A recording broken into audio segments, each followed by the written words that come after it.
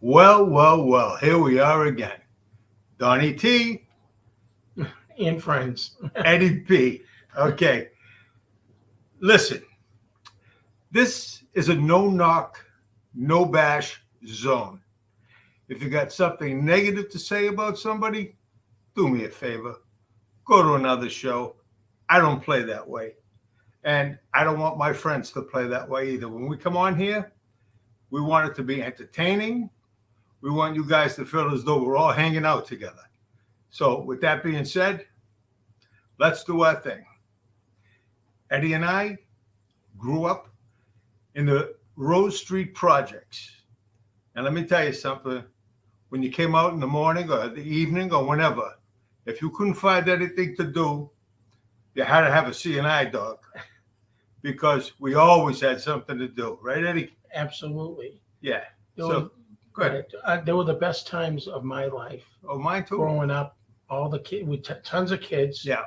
I remember we used to have the poop mopeds. Yeah. Driving through the projects on the bikes, and the clotheslines are low. We have to avoid them because we don't want to get head chopped off. Yeah. We had names for everybody. Yes, sir. You know, a woman that has 10 cats, she was named as Cat Lady. And you were Handsome Eddie. One thing we all had in common in the projects, Eddie, if I'm wrong, please tell me.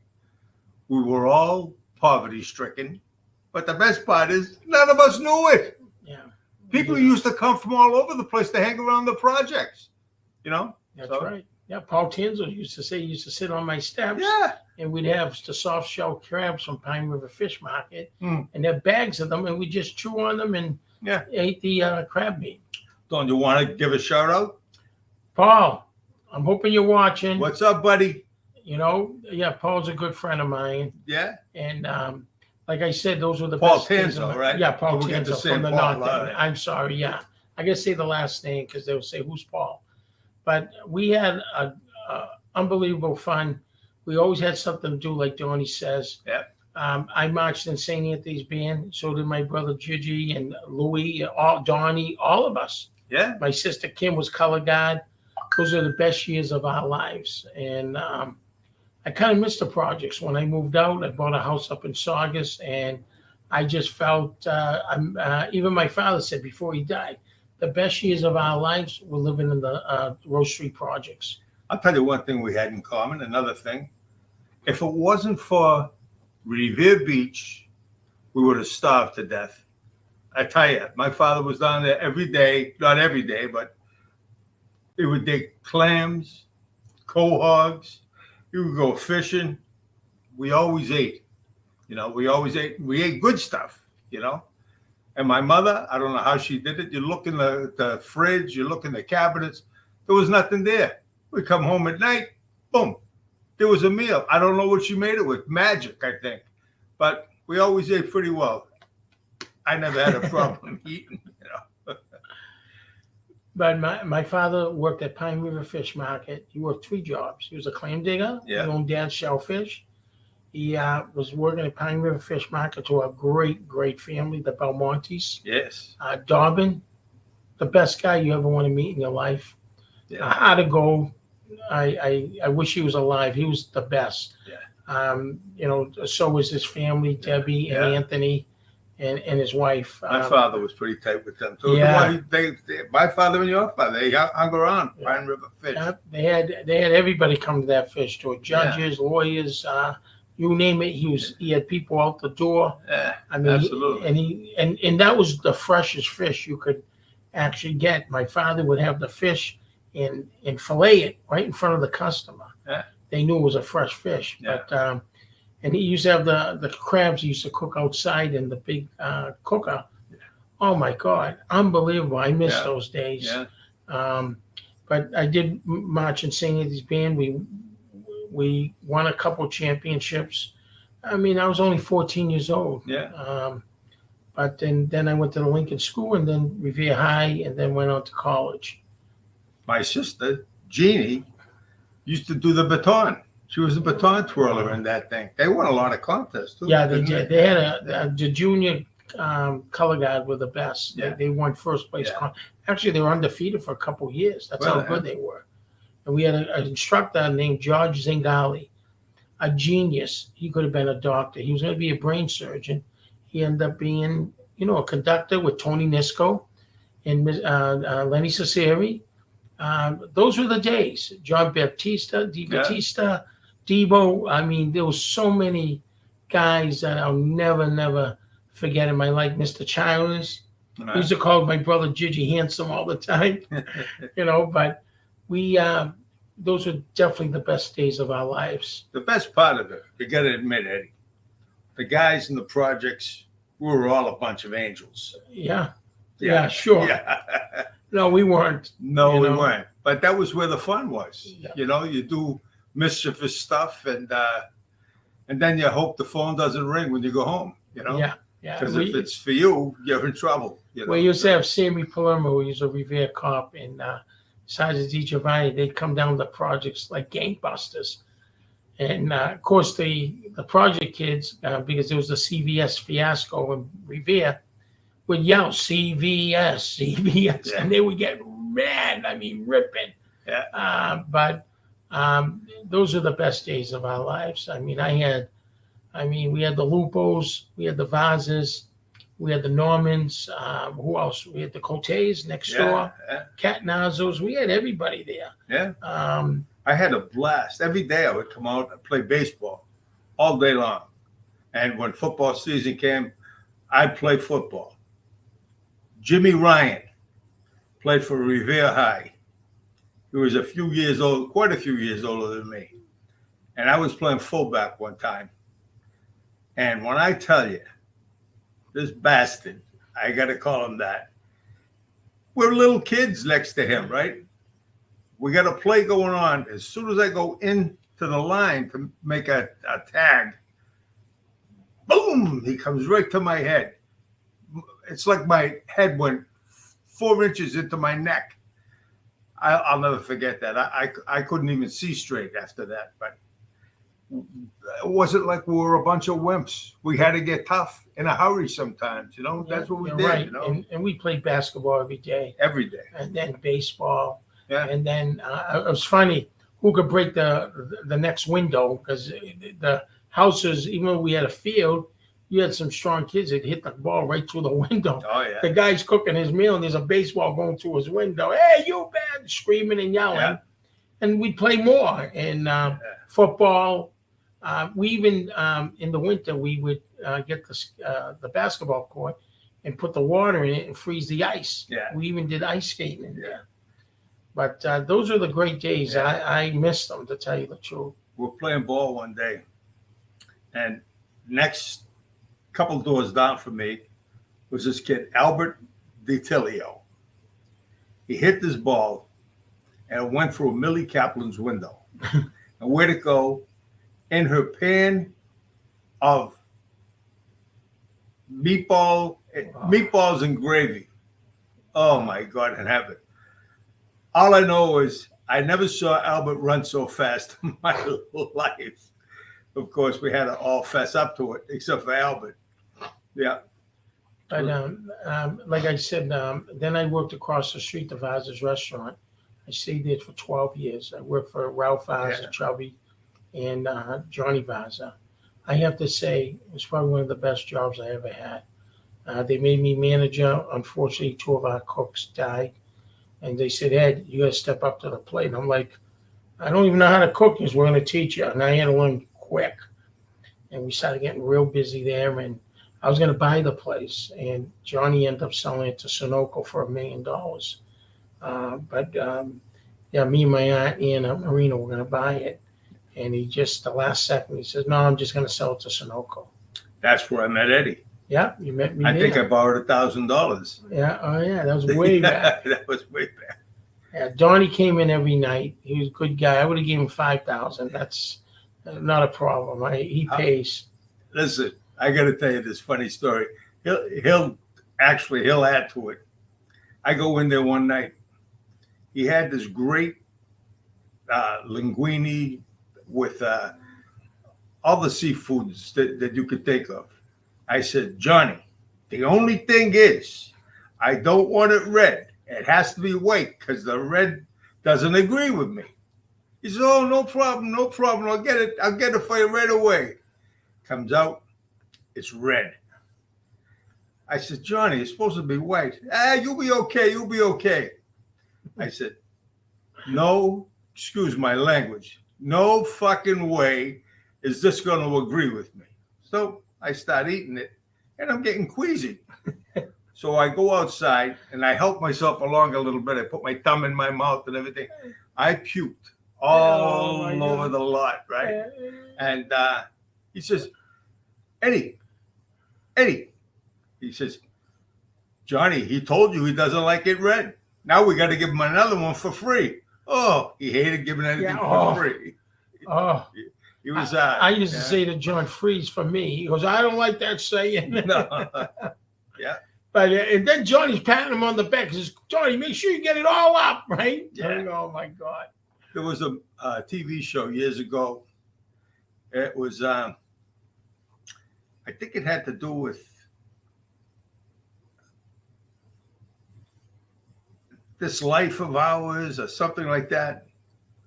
1,000 stories in the naked city, you know? Yeah. And the projects was like the naked city. We had 1,000 stories. One that I recall hearing about, Marvelous Marvin Hagler. You know that story. I remember my brother. We're living in the projects, and Marvin Hagler was a middleweight champion of the world from Brockton, Mass. He was a middleweight. And I see this gorgeous, beautiful yellow Eldorado in front of my house. I said, oh my God, whose car is it? My brother goes, oh, it's mine. And I go, oh, it is. I go, wow, that's a lot of money there. So I go in the glove box and I see the registration. It says Marvin Hagler, and it said Brockton, Mass. I go, Jidge, that's fucking Marvin Hagler's car. Oh, so we're just borrowing it for a few days. The next day, the car's on milk crates. All the tires are out.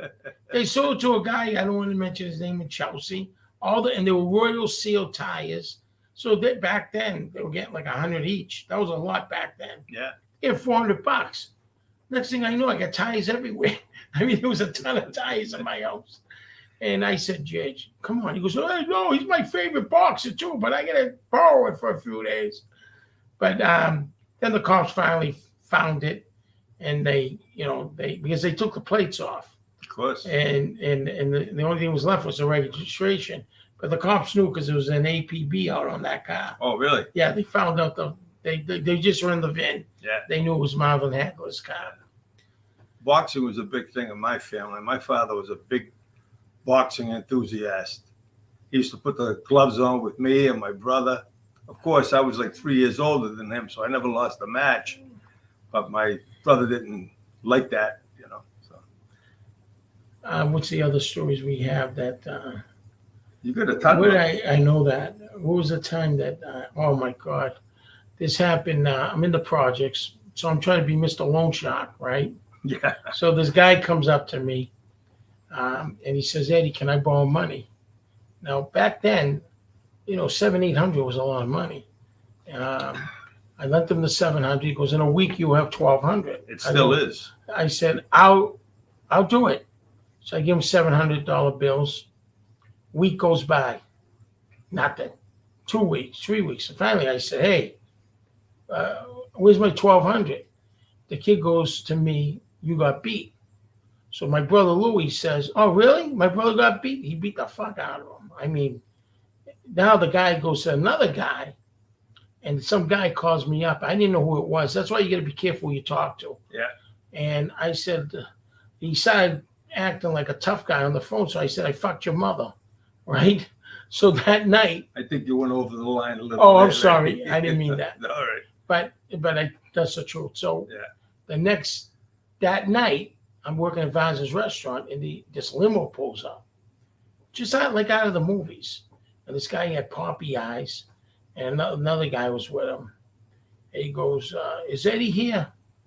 And stupid me, I said, yeah, you're speaking to him. He goes, hey, come around the counter. Next thing, they had long trench coats on. I feel a butt of gun in my rib. On the other side, a knife, something pointy. They said, you told me to do what I said.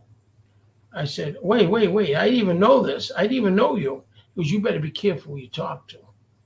And he goes, you know who you are, da, da, da, da, da, da. I got to tell you, in front of my eyes, I saw my life flash by. I don't care how tough you are. When you got a gun and a knife to your ribs, my whole body drained. And I said, oh, my God. I said, this is not good. I said, I'm sorry. He goes, guess what? You got beat for the 700. We're not giving you nothing, and you got to pay us another 7. So now, I'm scared. I'm nervous. I said, I was only, Jesus, I had to be 20 years old. Yeah, that's about it. Yeah, about 20, 21. Yeah. Acting like a tough guy, a bookie, loan shark. And guess what? Didn't end well. And, well, it ended well, but not at that point. So I go home. I tell my family. The other guy gets all upset. He goes, I'll meet these guys. And next thing I see, like 4 or 5 guys coming down the restaurant. Now, when you say the other guy, my brother, okay, Gigi and his friends, Rico Ponzo. Yeah. I mean, those are bad people. Yeah, and he goes, what are you, a wimp? He goes, don't worry, I'll handle it. So he calls the guy up, and he goes, you know what? He made a mistake. And then he started saying all these words to him. So the guy says, hey, meet me in Everett on the Derby. So make a long story short, now I'm getting real nervous. I go see the big boys in Revere, Charlie Q. I mean, he's deceased, unfortunately. Charlie Q and Sonny Boy. And I'm crying. I said, listen, these guys are looking to kill me because, they're doing a scam with everybody in the city. Really? They were doing a scam.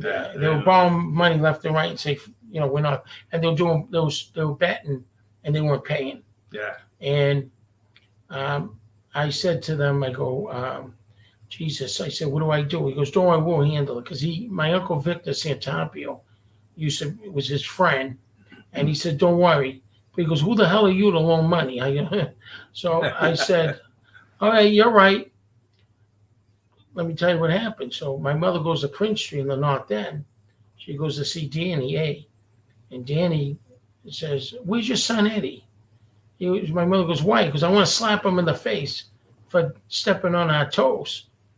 I go, I'm trying to get saved here. I'm getting worse, deeper trouble here. And I get the Angelos, I get this one, that one. I'm getting really nervous. Yeah.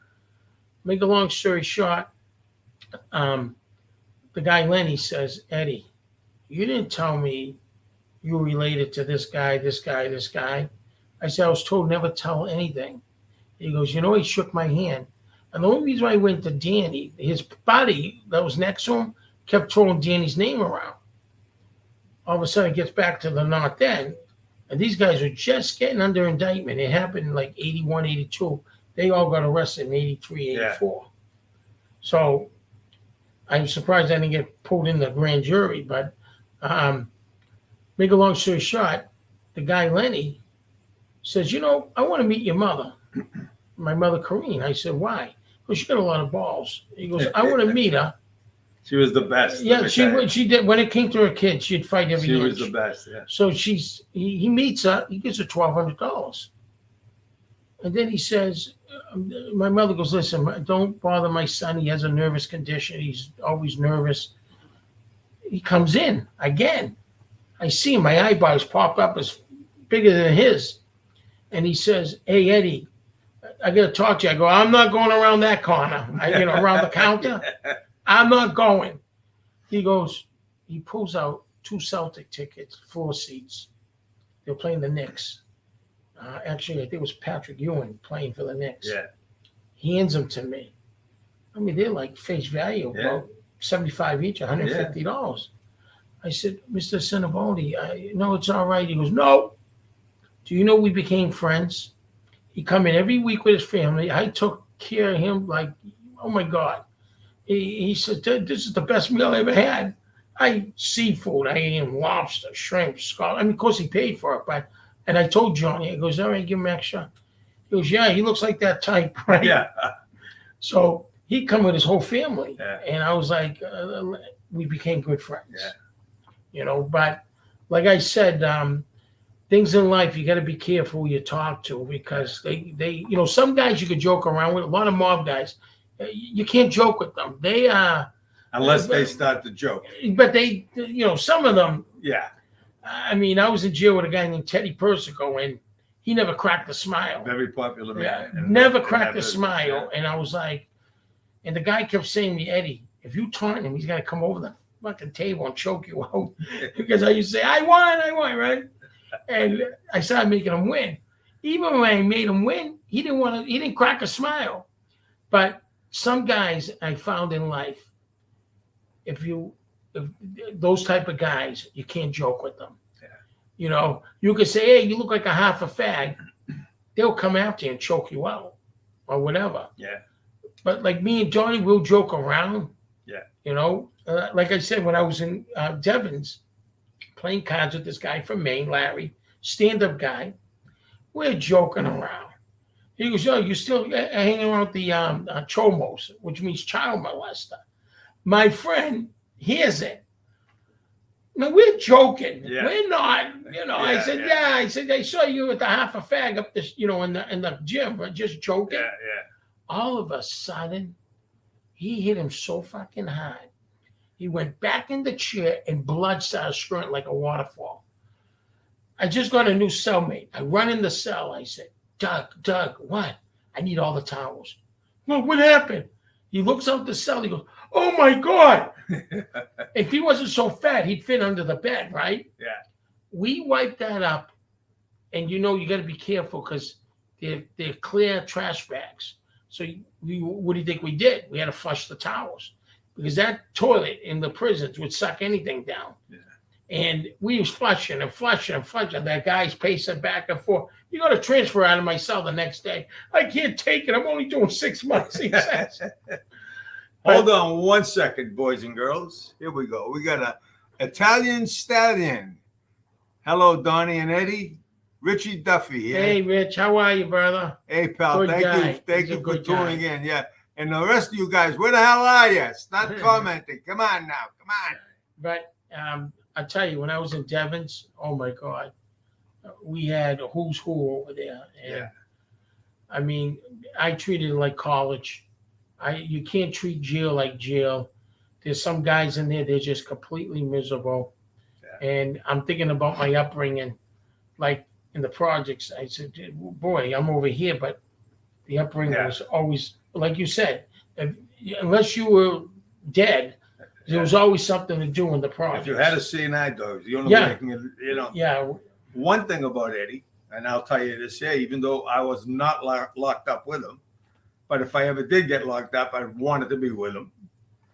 His sense of humor is what got him through, guaranteed. Maybe not at the beginning, because he was in shock. Oh, yeah. But I know one thing, he had a great sense of humor, which he still has today. And I know more comedians than I know anything else, anyone else. And he's still the one guy that makes me laugh all the time, always. So you have to have a, you know, when you're in jail, you know, it's not a good place. How long were you in there for? Well, I got a 10-year sentence. I had to do 7.5. They give you good time, the drug program at halfway house. So when I got sentenced, like the judge said, you know, you really got good time. You got this. He made it sound like it was a lot less. Somebody told me that you got out early because you told them that you were related to Al Capone. I did Al Capone. Yeah, there was a lot of guys from Boston, New York, Philly, interesting guys. Peter Gotti was there, and nothing like his brother. Not that I knew his brother, but he was not he didn't seem like the gangster type. And he was tall, and he had one eye, Pete. And I didn't know that. Yeah. Peter, he got convicted, and it was stupidity. Actually, they have a podcast on it. Oh, really? With Sammy the Bull. They said he allegedly tried to put a hit on Sammy the Bull when he was in witness protection. So they gave him 25 years. Oh. His racketeering case was 8 years. So they went in consecutive, which was 33 years. And at his age, he'd had to be 91 to get out. It was a death sentence. It was a death sentence. And Peter used to say, I like staying in Devon because, first of all, number one, his family's close. Yeah. It was a 2-3 hour ride. And he wanted to stay there. And what happened was, I used to say, listen, Pete, hit the buzzer at midnight. He goes, why? I go, so you need medical attention because it was a medical facility. He tried it every night. He looked up at me, shakes his head. They shipped his ass out in 3 months. He wanted to stay there. But where'd they ship him to? You know what? I'm not sure. Yeah. Because I kind of lost track of him. Yeah. But we had a lot of interesting characters. George Young from Blow. We had Timmy Mello. That's the movie Blow? Yeah, the Blow movie. Oh. Yeah. I have pictures with him. He's dead now. Timmy Mello was one of my best guys, friends in there. Great guy. I made him laugh every day. He made me laugh. Jerry Caron. I mean, there was so many guys there. And I just treated it like I was in a college campus. I hated the stand-up counts at 4:00. My brother's coming out next year, and how long has he been there? He's been there 27 years. 20. I thought it was 29. 27. He has to do for wrap-up 29, but they give you he just got the First Step Act from Donald Trump's motion, and he got a year off. Uh-huh. And then he got to do 1 year. It's either halfway house or home confinement. But that poor guy, I couldn't have done it. No way. A lot of guys out there, I'll do it. Yeah. I don't think so. I couldn't have done anything. Believe me, when I got sentenced, my legs were wobbly. I had to sit down. I said, Your Honor, can I sit down? After he gave me 120 months. Oh. But I'll tell you, I learned a lot in the past. I've been out 12 years, and thank God, no problems. But it was a rough time. One thing I'd like to bring up about that, right? When people do time, a lot of times it's wasted years, wasted life. If you go in there and you have a halfway decent mind, common sense is one of the things you have to have. But if you have a halfway decent mind and you're educated, as Eddie is, he held classes for the inmates to fix their credit. In this life that I know, the people that I know no one that is better than him when it comes to fixing your credit, accounting, anything to do with that stuff. Mortgages, yeah. Yeah, I had a lot of, I took a lot of class. I taught a lot of classes, and I taught them in Mass. I taught them in Colorado. Of course, you get the extra good time. But that wasn't just the only motive. I felt that I gave back, and a lot of these guys to this day call me from Arizona, Colorado. Remember, you're in the Midwest. You got Colorado, so you got Texas, you got California, Nevada, everybody. I had doctors calling. I had Mike Ornstein from ESPN. Who else? Dr. Lockwood, he died. He was a dentist. They changed the tax law because of him. He was throwing millions and millions overseas. And now when you do your taxes, there's a question. Do you have any foreign accounts? That's because of him. He got 5 years. But the Enron company, Fastow, he was Andy Fastow. He was the chief financial officer. I met him. Very, very intelligent. He went to Tufts University in Medford. Moved down to Houston, Texas with Kenny Lay and Jeff Skilling. And he was the mastermind behind all that. It wasn't the president and the vice president. It was always those guys. I was with politicians, lawyers, a ton of lawyers, a ton of doctors, building the Medicare twice, 3 times over. And these guys had millions of dollars. Why do it? What was it? Greed. I always watch on TV American Greed. And most of the people that are on there, I know personally because I was in with them, and I was in with white collar criminals. Yeah. You know, but when I was in the medical center, I was mixed in with the mob guys, some really violent guys. And then Colorado, I remember I had to feed the inmates at the ADX, which is the Rockies, Alcatraz of the Rockies, the most secure federal prison in the United States. As a matter of fact, El Chapo's there. That's Colorado, right? That's Colorado. And I'm going to, let me just add this, and then you could go back Yeah. to that. I'm going out to Colorado a week from Sunday to do a movie, believe it or not. And it's kind of like a mob kind of movie. And when I meet the people out there, I'm going to tell them about Eddie and where he was stationed, so to speak. Florence. Yeah, they'll get a kick out of that. Yeah. Oh, by the way, Eddie, let me interrupt Yeah, again. sure. The Italian stallion reaches out and says, Eddie, you really do look like Al Capone. He said, As long as they didn't shoot at me, I'm all right? Yeah. So go ahead. I'm But sorry. like I said, that was a very interesting prison. It's a complex, and to the far left, if you're facing the camp, I was in the camp. You got the ADX, and I would be feeding them with the guard, and I never seen guards carry billy clubs. These guys were carrying billy clubs, and I would have to slide the tray in. And they said, if you talk to them or you pass a note, you're going to the hole and you're getting shipped. And believe me, those guys were completely isolated. When I looked in the cell, they were transparent. They don't get no sun. And there was a lot of guys that made national news. Oh, well, it's 23-hour. 23 in, 1 hour out. 1 hour out. When they get visitors, they go behind plexiglass with a phone and they're handcuffed. Yeah. Okay? These guys, I'd rather end my life than stay there. Yeah, there's Really, they don't even touch meal.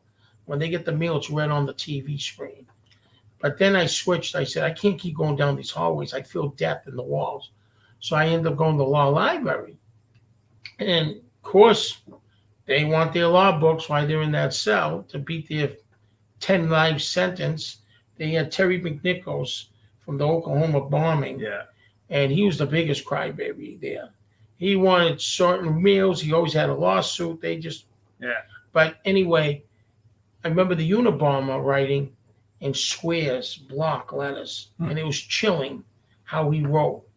And he says, I only want this book. And he banged the pen, like dot, dot, dot, dot, like he was going to kill it.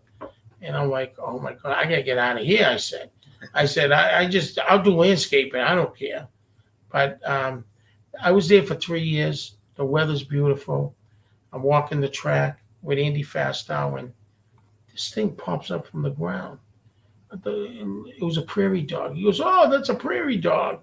I go, what the heck is a prairie dog? He goes, it's good eating. I never forget, not Andy, the guy behind me. He goes, it's good eating. I go, you're going to eat that little dog? Look like a hamster almost. Yeah. I said, and then he's trying to catch rattlesnakes. What are you going to do there? He goes, oh, we'll just kill them and strip them and cook them. They were sick over there, but they were very intrigued by being Italian, and they always want to know about the mafia. And I was like, wow, what's so intriguing? And he just said, we just find it fascinating. Because remember, they're in the Midwest. Yeah. You know? So when you're a movie, you're going to hit it big because you're going out there. Yeah. They will eat that up, a mob movie, I'm telling you. I had to change a lot of the dialogue for it to flow well. I said to the guy, I'll start you with the first line. Says, you can make all the noise you want. Nobody's going to help you.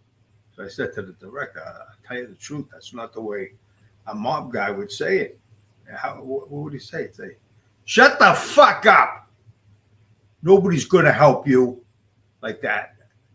Guy loved it. Now he gave me carte blanche. So I've been working on the script. I've been doing a great job. Yeah, trying to use a lot of the stuff that he wrote because he's a good writer. But I had to color it up a little bit, and So I told him a few things that I did. He loved it. He said, "You can do anything you want."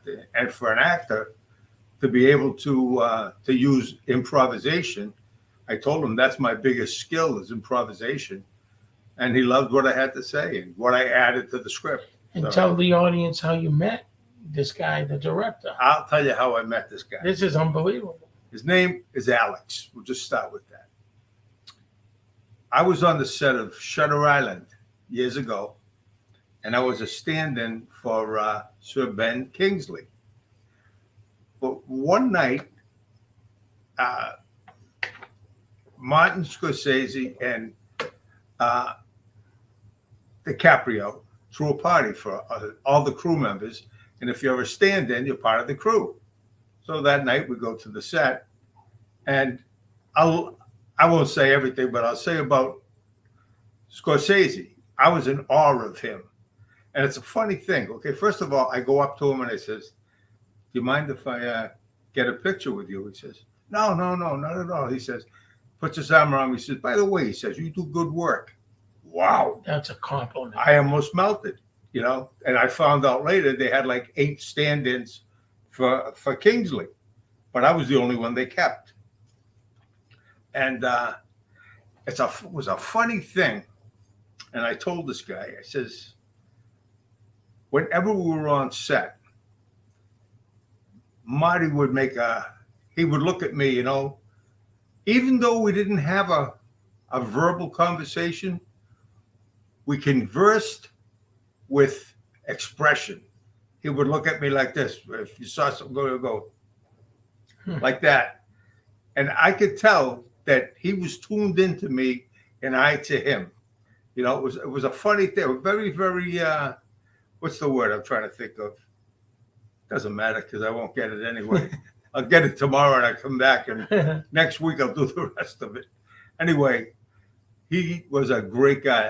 I love Scorsese. He's a. I see the picture of you and him in your room. Yeah, up there, and wow. wow. That's when we started conversing. The guy and I. He reached out to me on Facebook, and we've been talking for like 10 years. Now he's doing new films and this. I says, "Hey, when are you going to put me in one of your films?" So here it is. I'm getting that opportunity. That's huge. And I told him, I think it was last night or the night before, I says, "Alex, we're going to kill this role. We're going to kill it." And I really feel that confidence, you know, because of him. He gave me the confidence to have the confidence, if that makes sense to you, you know. And I like the idea that he told you, do what you have to do to make it real. He's in the middle of the country. They don't talk like this. No. They don't say, "Oh, excuse me, sorry to interrupt you." That's not how it works. They don't do that, no. I said, mob guys don't talk like that. When I read the script, there was not one profanity. I says, "Alex, mob guys don't talk like that. If they don't say fuck every other sentence, they're not involved. They're not in the life, you know." I read on Facebook. Do you know how many profanities were in Goodfellas? 300. Exactly. You read the same thing I read. I couldn't believe there was 300 profanities, and they said when they did the first showing, people walked out of it because they said it was too violent and too vulgar. But guess what? It's a hit movie now. I got a message from our main man, not our main man, but our man, Stacks. Bill Stacks. Bill Stacks, good He'll guy. be up here on Saturday. Beautiful. I'm looking forward to seeing you, Stacks. Yeah, he'll be one of my next interviews. He has a lot of guests on his shows. He went to the Whitey Bulger grave. I mean, this guy works his ass off to make it good on the YouTube. But Stacks, I'm glad you're going to come up finally. Yeah, that's good. Yeah, my thing is a little different than his, where I understand where he's coming from, and his stuff is very interesting. That's all I can say. You know, mine is one thing, and his is the other. But the twain shall meet, because I'm going to interview him, and he's going to interview me, and I am so looking forward to it. Very, very interesting man. The best part about him is He's good to his mother. That's right. That's it. What can I Yeah. say? He's You know? I gotta tell you, I just met him and I felt I knew him all my Yeah. life. He's a very personal. Yeah. He's a very smart guy. You know? He is. He is. And So is Paul. Paul, I couldn't believe it. Yeah. He's telling me, I mean, if we had to go in the wilderness, I'd go with Paul Oh, because yeah. he'll build campfires. I couldn't do a campfire. Build a tent. We'd have Fort Knox there, right? Not only that, he'd have a 3-course meal if If we're in the wilderness. What a good cook. I Oh. gotta tell you, I said, Paul, I'm on a diet. I gained 15 pounds. I lost 30. Yeah. I said, Paul, I can't hang around with you with this cooking. He cooks so good. Yeah. I'm like, wow, this guy knows how to cook. Yeah. But let's get back to the growing up in Revere. Oh, yeah, absolutely. You know, Revere, I never forget Turco. Oh, Roy Turco said on Channel 7 News, he says, Revere's a separate country. that's right. Not a city, country. A country unto itself. Believe me, Revere, Yeah. growing up in Revere, especially in our era, Yeah. oh my God, it's like unbelievable. And you know, I'm trying to meet girls, and they're like, which city you from? I go, Revere. Revere? Oh, stick them up. I go, what? So I had to say I was in a different city. Where you from? Oh, I'm from Marblehead, a Swampscott. Yeah. I lied. I have a Roy Turco story. Yeah. You're going to like it. Tell me. Roy, of course, he sold hot stuff and everything else, and we all were involved with that. I don't care if they lied to you, they lied to you, but we were all involved with what can you, how can I make a dollar doing this or a dollar doing that? Well, this one particular day, I go in there and he has when the VCRs and the VHS players. Huh? yeah, and the player and everything. They're expensive back Now, then. I want to buy one for my mother and father, right? So they can watch the VCRs, right? So he says, yeah, if you ever get anything from me and you want to take it back, no problem. I'll always take it back for you, Donny. Yeah, you know. It's okay, Roy. So I buy this thing for him. He won't take it back. Now, I find out that you can't use that without the camera. Oh, And I didn't buy the camera. So he says, yeah, I can't take it back. I says, you fucking told me you were going to take it back. Why don't you take? Well, because I didn't know you need the camera. So now I find this guy. I sell it to him because I had sold the camera. I figure what the hell I sell. But anyway, he won't take it back. Now I walk out of his store and there's like 13, 14 ceramic pigs. Okay, I swear to God. On a big line outside of the all store. lined up, huh? And I walk out, I went, boom, and I kick the pigs, right? The last pig falls down and goes into a million pieces, right? So now I'm going out to Las Vegas the next day. I'm moving away, right? 1978. And I come back from Vegas after 6 months for my son's birthday, right? And who's in there? Donny the Hat. Okay, wow. I love his Donny. name. Donny Yeah. was a good guy. I was good with him. Yeah. And the tall guy. Yeah. Okay. Yeah. So Roy figures he had those guys in his hip pocket. They'll do anything for him because, Yeah. you know, he thinks he's a half a wise guy, Yeah, right? of course. So he says, hey, you owe me $35 for that pig. I says, yeah, I should have broke all your fucking pigs, right? He thought I was going to back down because of the guys, but they're my friends too. Yeah. And they both laughed in his face. He didn't know what to say. You know everybody. When you Yeah. grow up in City Revere, you just know everybody. Everybody, yeah. And if you don't know them, you're being introduced to them. But yeah, that's a very interesting story. I remember that Roy's Coin Shop. Yeah. On Some like Squire you in Road. the city, some like you, some love you, and some hate you, and you don't know why. Yeah. And you're never going to find out till the day you die. It was so funny. I was in Home Depot. I just got out. I go, I don't know if they want to kill me or hug me, right? No, really. And the guy, he was a pretty big time guy, and he comes up to me. He says, "You're out." I go, is that good? Right? Yeah. And he started hugging me, and I said, okay, that's all right. We're doing all right now, Yeah. you know. Yeah. But yeah, it's very interesting growing up in Revere. There was, oh my God, I could be here up all night Yeah. telling stories, and they're real stories. They're not fake. Like it was so funny. Speaking of the hot stuff, right? So I had a variety store, Pick and Save on Broadway, Revere, and oh, this is funny. So I'm hanging around Joe Porter. God rest his soul. Joe was a very good friend of mine. 6'5". He was like a monster. And this Roy Turco was his stepfather. Yeah, Roy Turco was his stepfather. And what happened was, it's on a Sunday. I don't care what anybody says. They arrest you any day of the week, right? And Joe Porter's in my store. And all of a sudden, Bernie Foster, he came in. Oof. And a couple other guys. But then all of a sudden, I see the fucking feds come. So, yeah, I mean, I might walk slow, but I could run, right? And so I went out the back door, and I'm saying, I don't know what the hell they want. And they wanted Joe. So they grabbed, the Secret Service was there too. So they grabbed Joe. He had maybe $400, $500 on him, and it was in elastic. So one of the cops searches Joe. He takes the wad out. He goes, oh, look what we have here. He goes, that's like me and Eddie's lunch money, right? He threw it to the other cop outside the door, and there's a sewer there. The money goes straight in the sewer.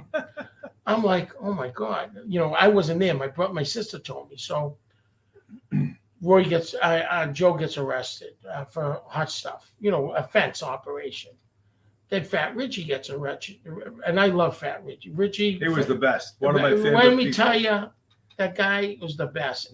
My mother was a Sunday school teacher. I never, you know, I've been to a lot of wakes. The Picardis are very good people. When I went to Bobby's wake, Richie's son, you couldn't stand up. It was that packed. He was a sweetheart. He was one of the smartest guys. I thought I could count money quick. You got to see him, right? He was like one of those machines. Eddie, if there was a contest, I'd still put my money on you. So anyway, when Richie went away, I sent him money down to Kentucky because he was in the hospital there. He goes, Eddie, why did you send me money? I said, thank God you've been gone. I've been getting all your customers. I get all his customers. And when I'm telling you hot stuff, when I got arrested by the feds, you know what they said? We don't care about hot stuff. We care about guns and drugs. That's what we care about. They didn't care about nothing else. You know what I'm saying? Yep. Okay. We have Tracy Gamwell. Hey, guys. How are you all? XX. I think that's Kiss Kiss. And Bill, Kiss Kiss. Donny and Eddie, Kiss Kiss. Hey, Richie. Hey, who's Richie? That man been Richie Picardi. No, because she said that before, Richie Picardi. Anyway, I gotta shout out one of my best friends in the whole world. Okay, Scott is he's at home convalescing. Okay, him and his wife Elaine. His last name is Crow, Scotty Crow. I want you guys out there, my friends, our friends, to say a prayer for this guy. I love him, love him, love him. Scotty, see you soon, buddy. There you go. So we got people. It's always the same people. Oh, Italian Stallion's back. Hi, Tracy. Yeah, kisses to you. Bill Skib. Everybody's saying hi to everybody. That's good. That's the reason for this show. You know? What's better than that? When you have an audience, it's great. No, it's... And they know you're telling the truth, and they know you're doing entertainment. Yeah, we try to have a little bit of fun here, and most of the time we do. If I got good people with me, my good buddy, Same you here, know, Donny. we've been through a lot. We've been through, I mean, he knows the older wise guys a lot better than me because he grew up with them. Yeah. And I'm talking, those are the real deal. Yeah. Not these young kids all piped up and running, you know, the older guys didn't believe in violence unless it was absolutely necessary. Yeah. There's a lot of cowboys out there now. There's a lot of, renegade cowboys, and they don't, the wise guys, the older guys, didn't like that. No. They said, and they did everything on the QT. You know what I'm saying? But that was the good thing. The QT, omerta, means silence. A lot of people forgot that term, and they don't abide by it, So I am of that school of thought, A lot of times I could have people on here that I thought would not be the right thing to do. So, I remember the wise guys when I was a kid. To see it, at throw you a 20 or a 10. It was like, I walked into, remember the Venetian? Became Maggio's. Oh, Maggio's. Yeah, I'm a lot older than you. So yeah, I didn't know the Venetian, but I remember Maggio's. I'd go in there and I'd look around and, hey kid, come here.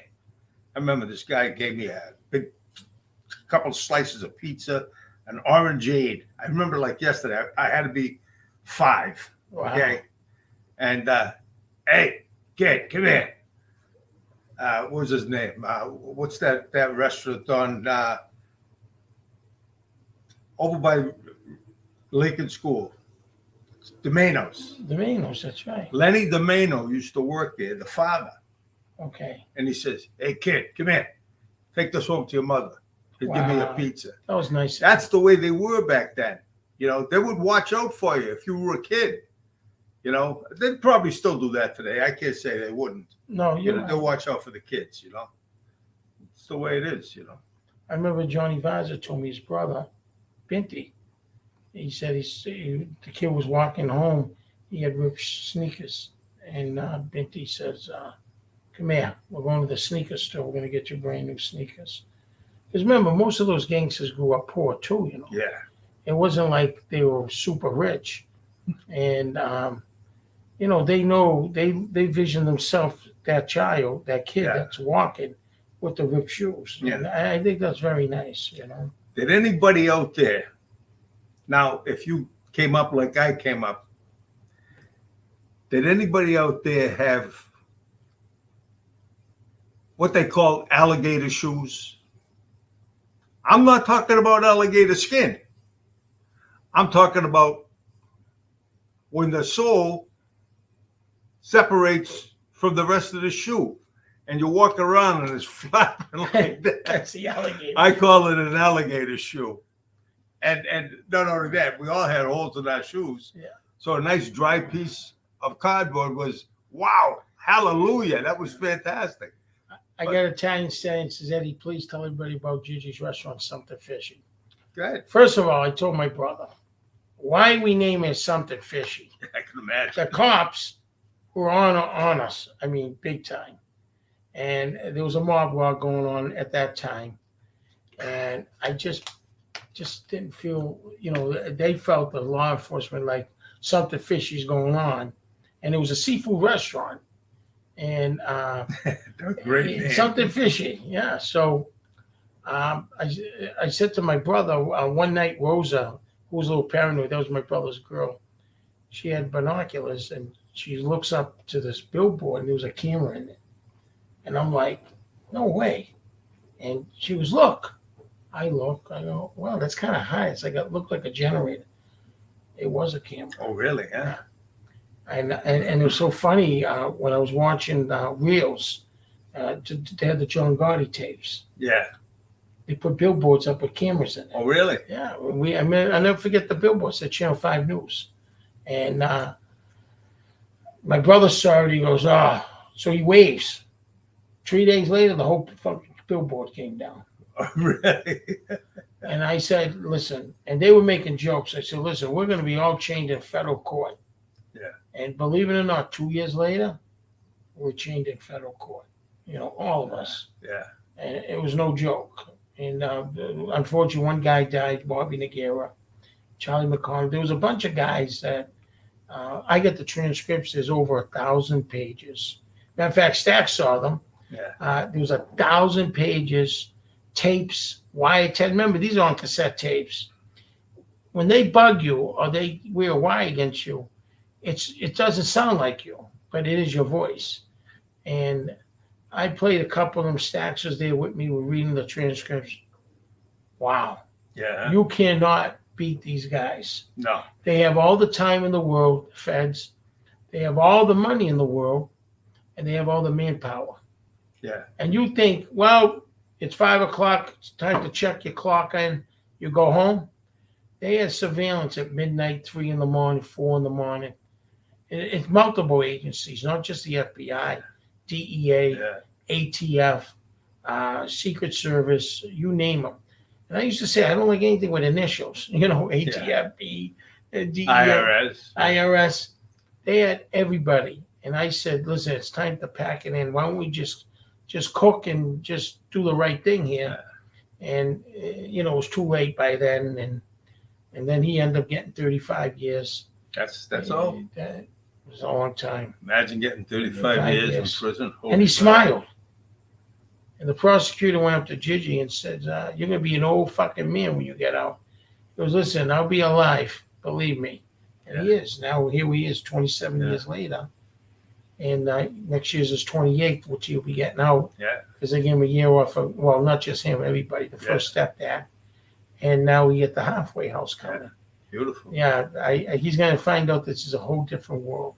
I'm looking forward to seeing him. He ain't a bad guy, No. When I visited him at Fort Dix, I didn't even recognize my own brother. Yeah. I haven't seen him in 20 years. Really? Yeah, we were cellmates, but wow, he got gray, and I said, Jid, you're all gray. He goes, at least I have hair. And of course, Let me just ask one thing while I can think of it. Anybody that's watching, if you haven't subscribed yet to my channel, Donny T and Friends, go to YouTube, look in there. It's going to say subscribe.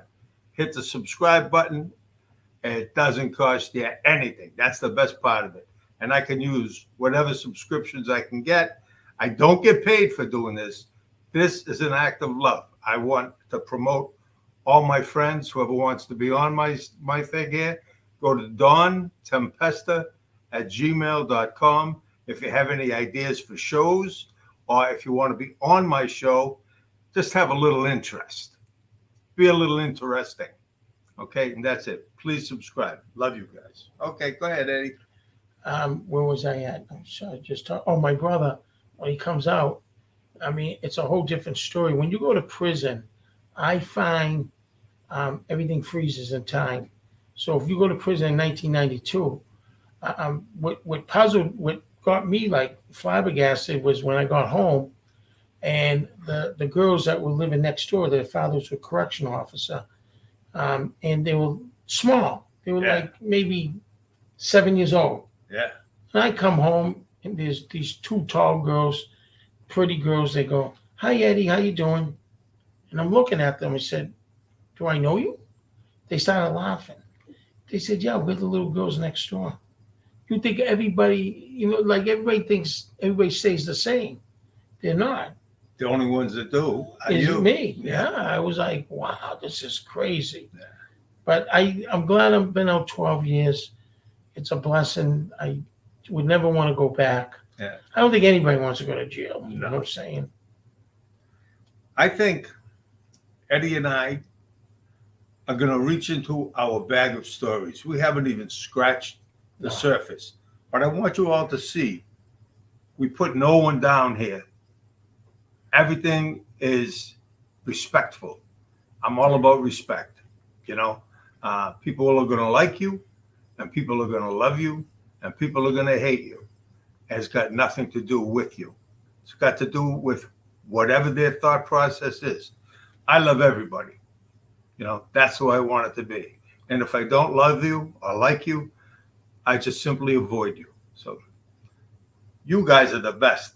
Best thing that's happened to me in many years doing this podcast, for a guy that has zero technological talent. I know shit from Shinola when it comes to technology. This is a miracle that I'm even doing this. Trust me when I tell you. Okay? Well, I love you guys. Same here. We love you watching. We appreciate it.